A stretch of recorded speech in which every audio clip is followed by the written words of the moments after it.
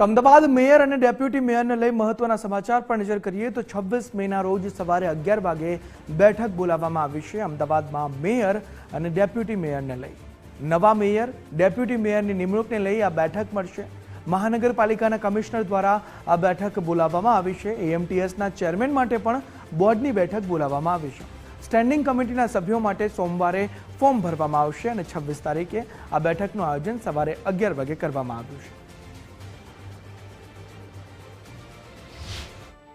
નવી ટર્મની mayor deputy mayor તથા standing committee સભ્યોની ચૂંટણી માટે તારીખ 26/5/2026ના રોજ સવારે 11 વાગે પ્રથમ બેઠક બોલાવવાનો મ્યુનિસિપલ કમિશનરશ્રીનો આદેશ આપવામાં આવેલ છે।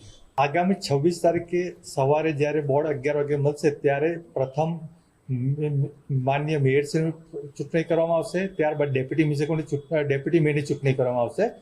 તેના માટે મેયર અને ડેપ્યુટી મેયરશ્રીએ એક નોમિનેશન ફોર્મ ભરવાનું હોય છે। સ્ટેન્ડિંગ કમિટીના સભ્યો માટે પાર્ટી તરફથી જે ઉમેદવારની સૂચના આપવામાં આવશે તે તેમના ફોર્મ તારીખ 25/5/26ના રોજ સાંજ સુધીમાં અમને જમા કરાવી દેશે।